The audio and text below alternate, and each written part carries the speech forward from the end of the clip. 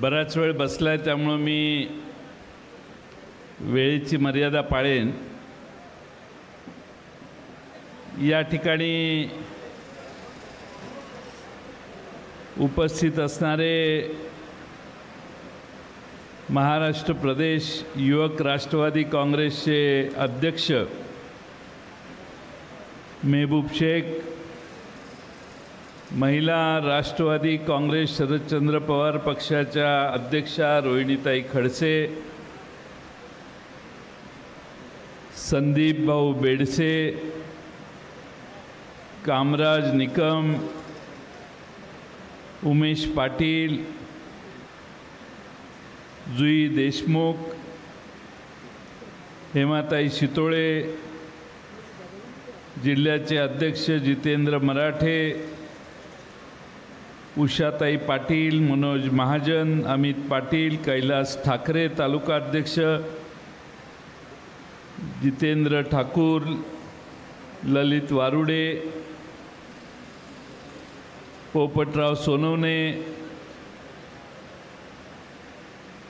सभापती पंचायत समितीचे अरुण पाटील, साखरीचे त्र्यंबक पहलवान, पंचायत समितीचे सदस्य प्रकाश पाटील, दुर्लभ बोन सोनवणे, वाईस चेअरमन दूध संघाचे महेंद्र निकम, चंद्रराव साळुंखे, नितीन चौधरी, दोंडाईचे नगरसेवक गिरिधारी राम राख्या, राष्ट्रवादीचे नेते कयूम पठाण,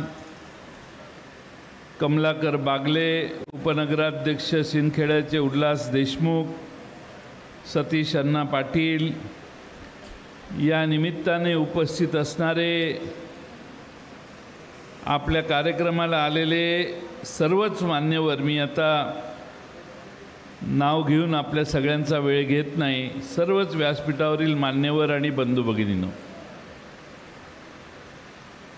अनेक दिवसापासून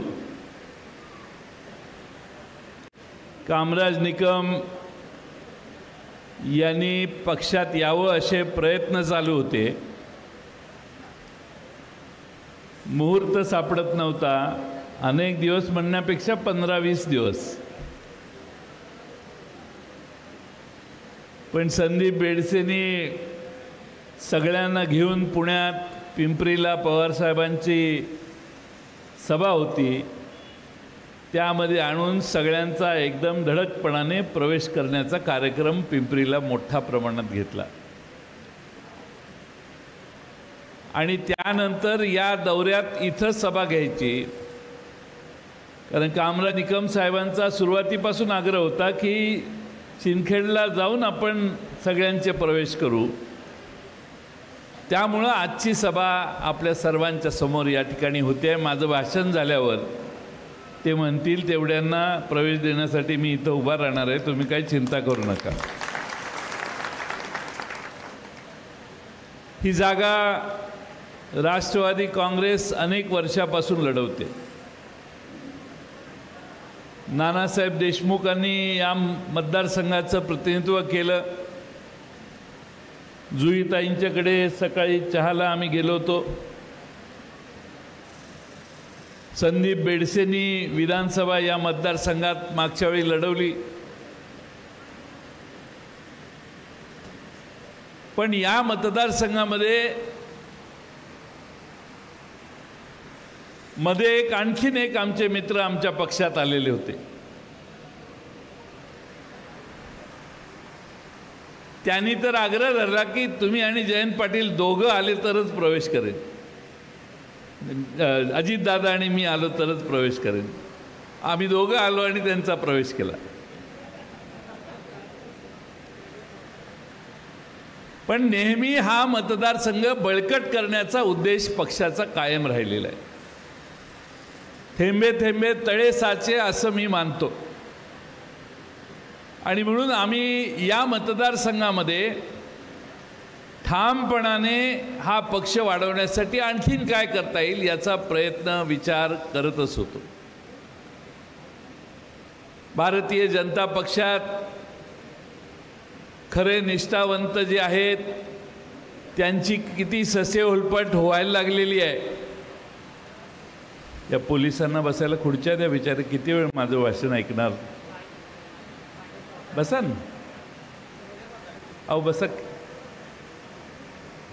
बसायला हरकत नाही, आपला काय प्रॉब्लेम नाही।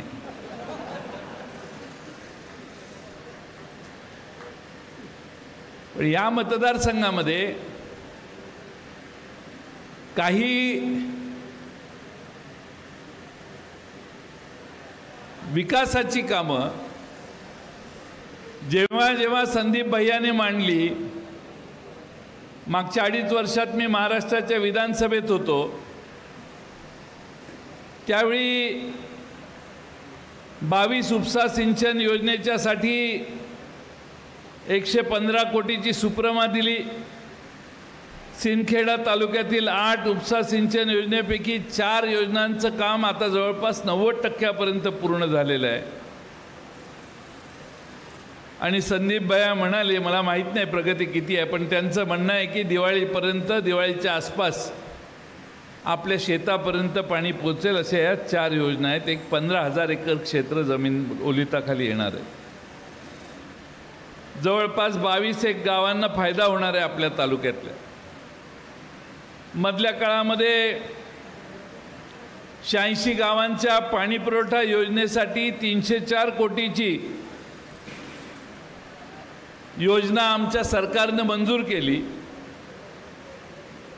त्यासाठी अमरावती धरणातून 7 किलोमीटर कालव्याने पाणी बल्लाने धरणात सोडणं, या कामासाठी जवळपास 15.25 कोटी रुपये देखील त्यावेळी मी मंजूर केलेले, मला आजही आठवते। अजून 90%च काम पूर्ण झालं। आणि या भागाला सगळ्यात मोठं वरदान ठरणाऱ्या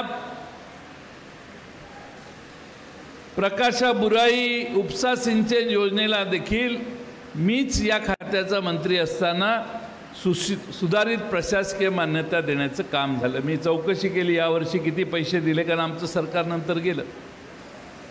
पण कामराज निकम साहेबांनी आणि संदीप भैयांनी मला सांगितलं की यावर्षी काय बजेटमध्ये पैसे आले नाहीत, केंद्राकडे पैसे मागितले आहेत आणि ते आल्यानंतर पुढे त्याच्यावर पावलं पडतील। पण या मतदारसंघात लाखभर लाखो हेक्टर जमीन पाण्याखाली येणार असेल आणि यांचं सरकार जवळपास 1.5-2 वर्ष सत्तेत असेल, तर 2 बजेट झाली। या वर्षी तर राज्याच्या अर्थमंत्र्यांनी 3 वेळा बजेट मांडलं, 2 बजेट आणि 1 पुरवणी मागणी। ती पुरवणी मागणी देखील 94,000 कोटीची होती। आणि त्यामुळं आपल्या या योजनेला प्रकाशा बुराईमध्ये राज्य सरकारमधून काही पैसे 50, 100, 200 कोटी रुपये दिले असते तर बरीच गती मिळाली असती। पण आता केंद्राची मान्यता येणार, केंद्राची आर्थिक परिस्थिती कशी आहे त्यावर तिकडनं पैसे सुटणार आणि मग आपलं काम होणार। परिस्थिती विलंब होण्याचीच आहे असं चित्र दिसतंय। मला आपल्या चेहऱ्यावर एक वेगळा भाव आज इथं आल्यावर पाहायला मिळतोय, तो म्हणजे या विधानसभा मतदारसंघात आपला आमदार होणार।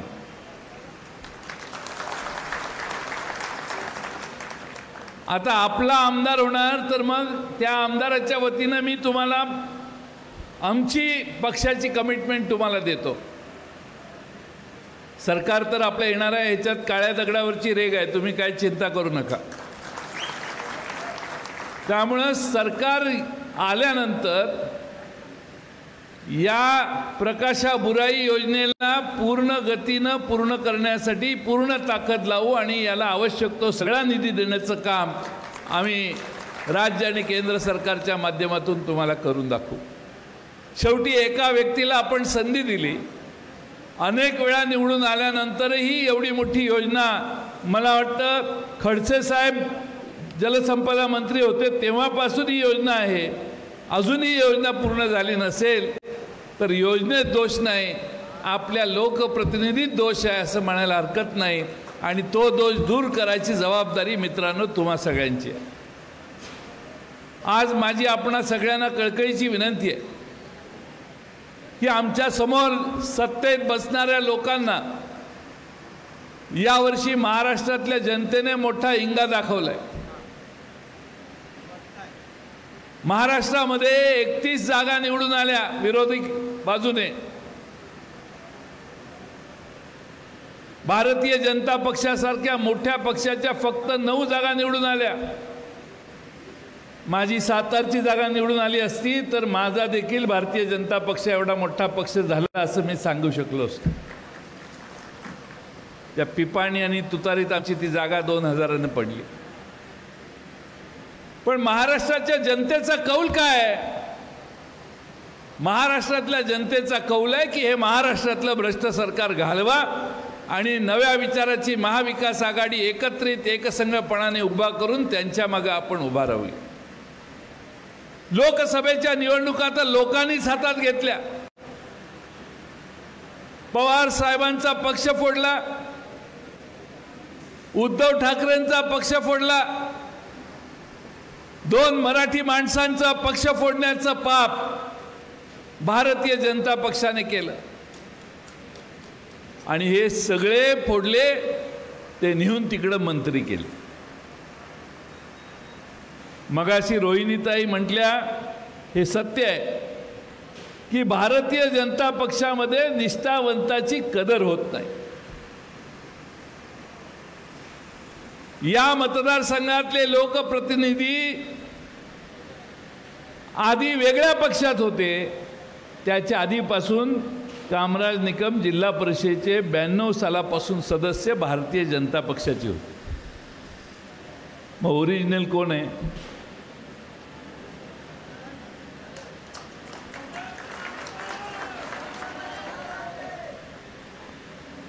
पलीकडे खडसे साहेबांच्यावरही काय परिस्थिती आणली?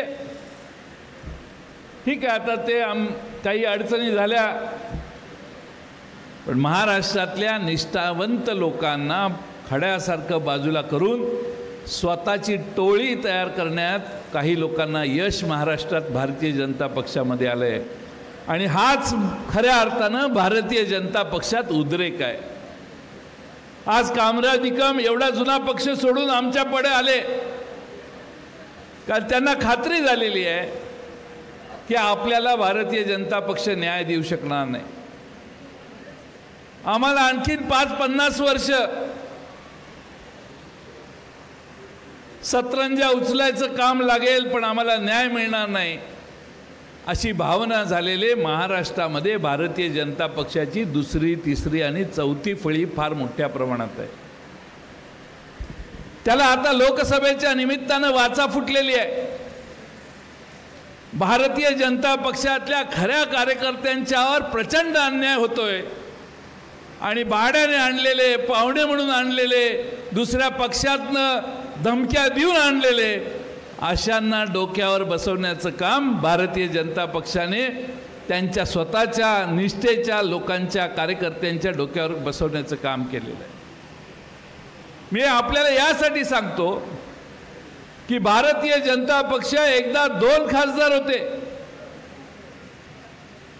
2 खासदाराचे दुसऱ्या निवडणुकीला कितीतरी खासदार वाढले का?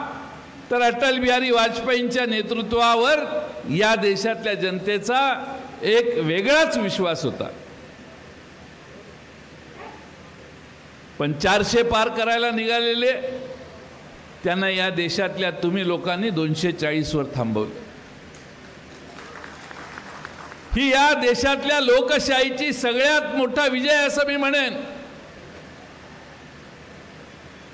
ज्या ज्या ठिकाणी विजय मिळालेला आहे त्यांना तो कसा मिळाला हे मी सांगायची गरज नाही। पैशाचा महापूर वाहत होता निवडणुकीत हे मी तुम्हाला सांगायची गरज नाही। आणि म्हणून या महाराष्ट्रामध्ये 31 जागा भारतीय जनता पक्ष आणि त्यांचे 2 मित्र पक्ष यांच्या विरोधात जनतेनं निवडून दिले आहेत। कौल जनतेनं देण्याचं काम केलेलं आहे। आता जबाबदारी आमची आहे।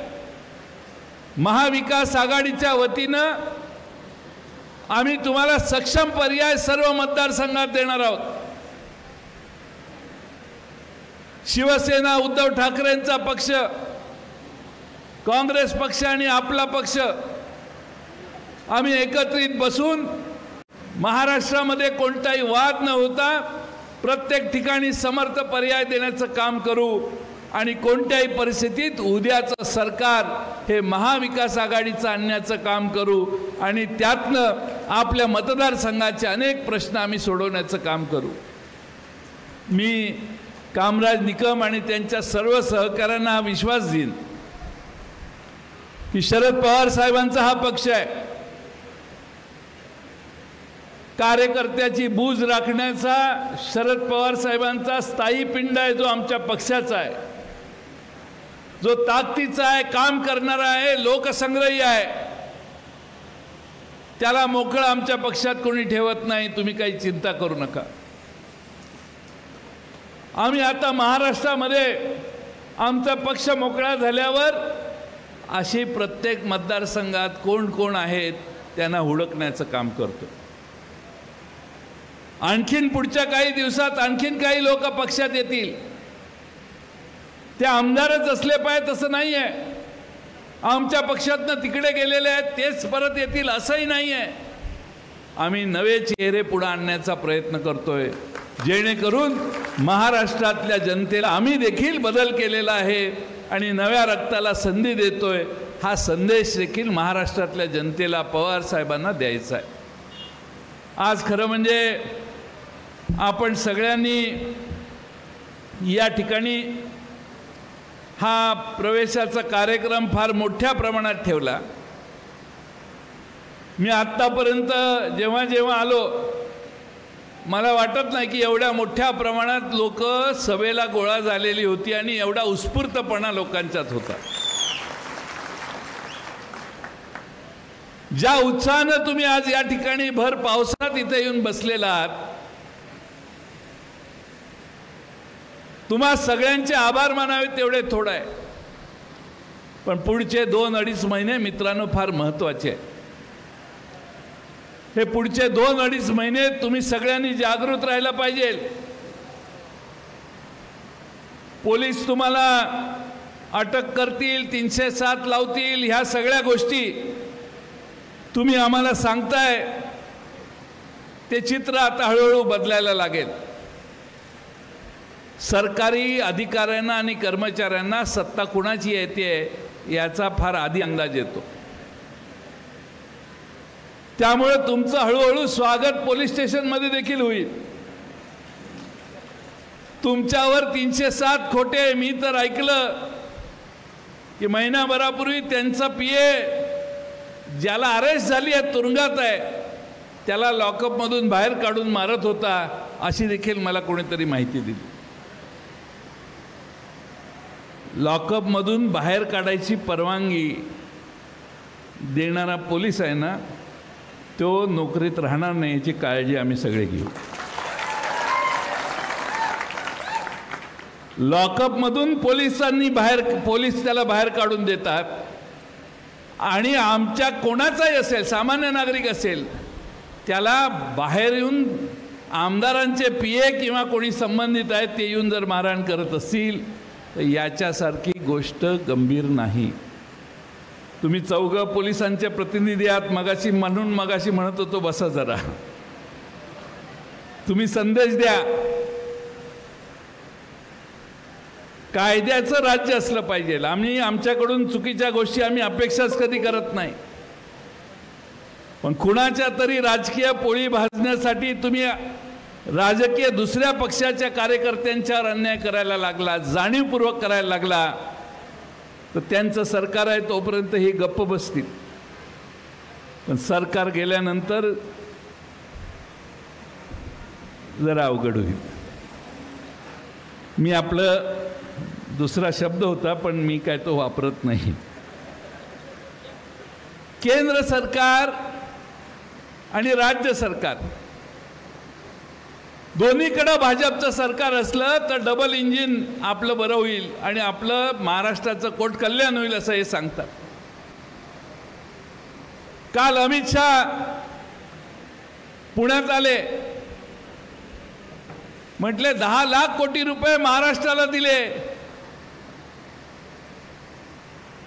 नियोजन आयोग जे असतो ना आणि वित्त आयोग, तर वित्त आयोग ठरवतो प्रत्येक राज्याला किती टक्के देशाच्या एकत्रित निधीतले वाटायचे असतात.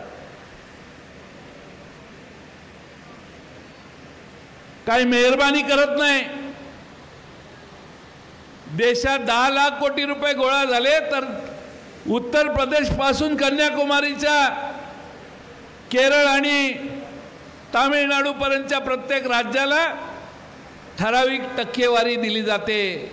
त्याचा एक फॉर्म्युला आहे मागासलेपणाच्या वर आधारित. काय मेहरबानी नाही केली, केंद्र सरकारने पैसे दिले, पण ते 10 लाख कोटी रुपये दिले. माझं आव्हान आहे राज्य सरकारला की 10 लाख कोटी रुपये कोणत्या कोणत्या मुद्द्याला दिले ते एकदा जाहीर करावं. तुम्ही सांगितलं की सगळ्यात मोठे भ्रष्टाचारी शरद पवार साहेब आहेत.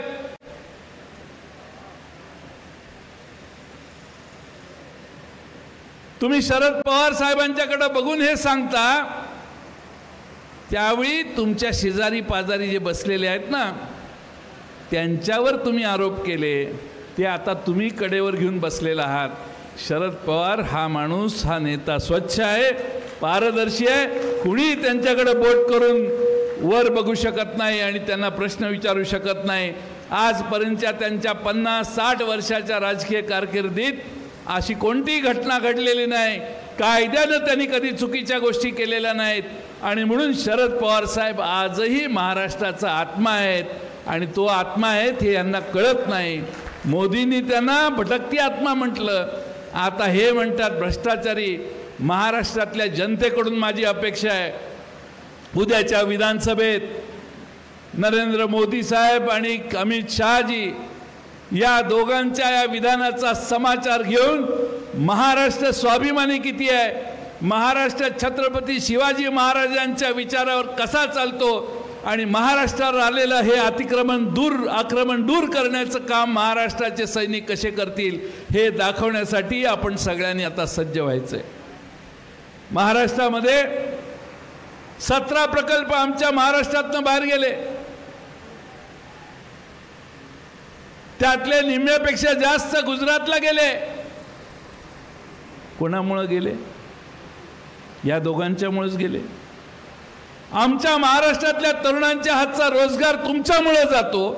तुम्ही महाराष्ट्राच्या ताब्यात येणारे प्रकल्प छिनवून घेऊन जाता आणि आमचे महाराष्ट्राचे मुख्यमंत्री तुमच्या कृपेनं, राज्याचे उपमुख्यमंत्री तुमच्या कृपेनं सत्तेत बसतात. ते तुमच्या तोंडावर काही ब्रशब्द बोलत नाहीत. आमच्या महाराष्ट्राचं आज नुकसान आमच्या या सरकारमुळे होत आहे, यांची तुमच्या विरोधी बोलायची ताकद नाही. आणि महाराष्ट्राचे एक उद्योग आता गुजरातमध्ये नेण्याचं पाप जर तुम्ही करत असाल तर या दोघांनाही महाराष्ट्रात येऊन शरद पवार साहेबांच्यावर आणि उद्धव ठाकरेंच्यावर टीका करण्याचा कोणताही अधिकार नैतिकतेने आहे असं मला वाटत नाही. आज खरं म्हणजे महाराष्ट्राचा नंबर किती आहे? एक काळ असा होता महाराष्ट्र 3ऱ्या, 4थ्या, 2ऱ्या नंबरवर होता. महाराष्ट्र 1ल्या, 2ऱ्या, 3ऱ्या नंबरवर होता. पण दुर्दैवाने आज महाराष्ट्र 11व्या नंबरवर खाली घसरलेला आहे. हे जयंत पाटील सांगत नाही, केंद्रीय नियोजन आयोगाने आकडेवारी सांगितलेली आहे की महाराष्ट्र कसा घसरायला लागलेला आहे. जेव्हापासून राज्याचे 14 साली सरकार बदललं महाराष्ट्रातलं आणि देवेंद्र फडणवीस यावेळी महाराष्ट्राचे मुख्यमंत्री झाले, त्यानंतर फक्त 2ऱ्या वर्षी गुजरात सरकारची प्रगती ही महाराष्ट्राच्या पेक्षा पुढे गेली. तेव्हा जेव्हा एकदा गुजरात आमच्या पुढे गेला तो आतापर्यंत मागे आलेला नाही. आम्ही गुजरातच्या मागेच आहोत. हे जयंत पाटील सांगत नाही, हे केंद्रीय नियोजन मंडळाने सांगितलेलं आहे, आकडेवारी आहे. यांच्या हातात जर आणखीन सरकार राहिलं तर आणखीन 2-4 राज्य आपल्या पुढं गेल्याशिवाय राहणार नाहीत. आणि आता लोकसभेचा निकाल लागलेला आहे. सरकारच्या पायाखालची वाळू हललेली आहे. घाबरलेलं सरकार पाहिजे त्या घोषणा करते. मी एके ठिकाणी सांगितलं, हे चंद्र मागितला तुम्ही तर चंद्रही आणून देतो म्हणते.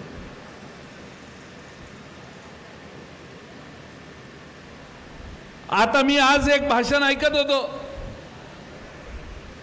नगरमध्ये. लाडकी बहीण योजना आम्ही आणलेली आहे, पण पुढच्या विधानसभेत आम्हाला मतदान करा तर ह्या योजना चालू राहतील. असं बोलणं म्हणजे इनडायरेक्टली धमकावणं आहे, जनतेला धमकी देण्यातला प्रकार आहे. तुमची लाडकी बहीण कशामुळे झाली? लोकसभेच्या आधी नव्हती लाडकी बहीण. तुमच्या लाडक्या खुर्चीकडे बघून तुम्हाला आता लाडकी बहीण आठवली. आणि त्या लाडक्या बहिणीला किती दिले? 1500 रुपये दिले. दुसऱ्या सगळ्यांना 1000, 2000, 4000, 5000 इतके पैसे द्यायला लागले. आता वेळ कमी आहे म्हणून मी ते वाचत नाही, पण लाडक्या बहिणीला 1500 रुपयासाठी लाईनीत उभा करायचं पाप करताय. अरे भाऊबीज घरी नेऊन द्यायची असते, कशाला त्यांना अर्ज भरायला लावताय? पण लाडक्या बहिणीला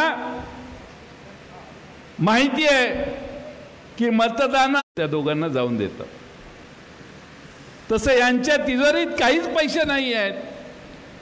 हे तिघं एकत्रित बसतात आणि सांगतात, लोकांना माहीत नाही तिजोरीत किती पैसे आहेत. त्यामुळे आपलं काय बोलायचंच असतं आणि निघून जायचं असतं. ही मानसिकता या महाराष्ट्रात या लोकांनी करून ठेवलेली आहे. आणि म्हणून फार नाही 7,80,000 कोटीचं कर्ज आपल्यावर यांनी चढवलं आहे. पीक विम्याचे पैसे मिळत नाहीत, नुकसान भरपाई, निसर्गाची अवकृपा. आता मला कामराज निकमांनी रस्त्यात पाणी वाढलेलं दाखवलं. आता ही नुकसान भरपाई पंचनामे केल्यावर मिळणार कधी? पुढच्या डिसेंबर, जानेवारी, फेब्रुवारीला मिळाली तर मिळणार. यांचं सरकार असेल तर. आमचं सरकार असेल तर आम्ही त्याच्या आधी देऊ. पण आज महाराष्ट्रामध्ये कुठल्याही धान्याला, पिकाला, शेतीमालाला हमीभाव नाही. दूध किती रुपयाला विकतो आपण?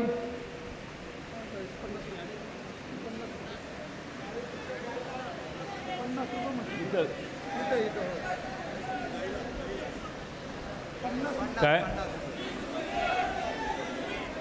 20, 30 रुपये. आमचे खासदार निलेश लंके नगरला उपोषणाला बसले, धरणं धरली. त्यांनी सरकारला सांगितलं की तुम्ही हमी भाव दुधाचा ठरवा, कायदा करा. कांद्यासाठी कायदा करा, कापसासाठी कायदा करा, सोयाबीनसाठी कायदा करा, केळीसाठी कायदा करा. पण आमच्या महाराष्ट्रातल्या शेतकऱ्याला किमती कोसळायला लागल्या तर दुसरा पर्याय राहत नाही. त्याला काहीतरी पर्याय द्यायचं काम करा. हे आमच्या निलेश लंकेंनी नगरमध्ये मोठ्या प्रमाणात आंदोलन पुकारून केलं. सरकारने वेळ मागितली आहे, बघू आता सरकार काय करतं. 17 प्रकल्प राज्याच्या बाहेर गेले. 11% बेरोजगारी झालेली. आता 11%. 41 लाख युवक महाराष्ट्रातले नोकऱ्या नाहीत म्हणून वनवन फिरतायत. काल परवा एअर इंडियामध्ये काय 2-2.5 हजार लोकांना घ्यायचं होतं म्हणे. 30-40 हजार लोक तिथं एकत्रित आले. स्टॅम्पेड व्हायची पाळी आली. माणसं एकमेकाच्या वरून चालायची पाळी आली. एवढी गर्दी झाली. पेपर कुठला फुटला नाही यांच्या काळात, असं कधी झालं नाही. प्रत्येक MPSCची परीक्षा घ्या, कुठलीही घ्या, पेपर फुटीचा रोग आपल्या सगळ्यांना लागलेला आहे. आणि म्हणून माझी आपणा सर्वांना विनंती आहे की हे सरकार बदललं पाहिजे. हे सरकार बदलण्यासाठी आणखीन एक महत्त्वाचं कारण की प्रचंड करप्शन महाराष्ट्राच्या विधानसभेत आम्ही मांडलं. एकाही मंत्र्याने त्याला उत्तर दिलं नाही. टाळूवरचं लोणी खाण्याचा प्रकार सातारा जिल्ह्यात मायनी नावाच्या गावात एक हॉस्पिटल, मेडिकल कॉलेज आहे. मेलेल्या माणसांना ॲडमिट केलं, त्यांच्यावर बिलं लावली आणि मेलेला माणूस जीवन बरा झाला म्हणून 50 रुपये एस टीचे पण त्याला दिले आणि तेवढे सगळे पैसे कॉलेजनं काढून घेतले. असे 50-60 कोटी रुपयाचा गफला झाला. रत्नागिरीमध्ये एकाच डांबराचं बिल राष्ट्रीय महामार्गावर दाखवलं, राज्य महामार्गावर दाखवलं, MIDCच्या रस्त्यावर दाखवलं आणि नगरपालिकेच्या रस्त्यावर दाखवलं. डांबराचा मोठा घोटाळा आहे. महाराष्ट्रामध्ये आता काही तुम्ही करा, पण काही चुकलं तुमचं तर परत भारतीय जनता पक्ष तुम्हाला संरक्षण देतो अशी परिस्थिती आहे. एक फार मोठ्या प्रमाणात हिंदूंचा औन संस्थान आहे, त्यांच्या अखत्यारीत काही देवस्थान आहेत.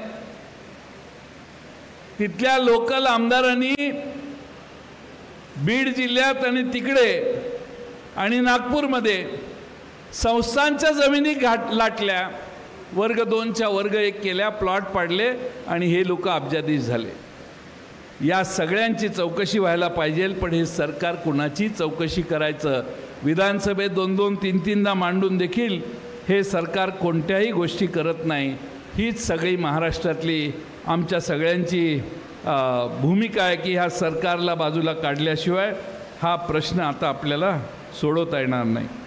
आणि म्हणून आम्ही महाराष्ट्रात माझ्या स्वप्नातला महाराष्ट्र यांना घालवायचं हे ठीक आहे, पण महाराष्ट्रात माझ्या स्वप्नातला महाराष्ट्र कसा असला पाहिजे यासाठी राष्ट्रवादी काँग्रेस पक्षाने एक कार्यक्रम हातात घेतलेला आहे, एक अभियान चालू केलेलं आहे. त्यामध्ये महाराष्ट्रातले युवक, विद्यार्थी, महिला, शेतकरी, शेतमजूर कुणीही त्याच्यावर आपली माझ्या स्वप्नातला महाराष्ट्र कसा असला पाहिजे हे कळवण्याची व्यवस्था करेल. 15 ऑगस्टपर्यंत हे अभियान चालू आहे आणि त्यानंतर यातनं आलेल्या सूचनेवर आम्ही महाराष्ट्रामध्ये एक चांगल्या प्रकारे जाहीरनामा आपल्या सर्वांच्या समोर घेऊन येणार आहोत. आणि म्हणून माझी आपल्याला विनंती आहे की येणाऱ्या काळामध्ये हे सरकार घालवायचं ही भूमिका घेऊन आज इथून आपण निघावं. पण हे निघत असताना कामराज निकम आणि त्यांच्या सर्व सहकारी, आमच्या संदीपभैया बेडसे, आमच्या जुईताई, नानासाहेब देशमुखांचे सगळे सहकारी, तुमच्या सगळ्यांचा शत्रू एक आहे का हे आधी मला इथं सांगा. आहे ना? फितुरी होणार नाही ना?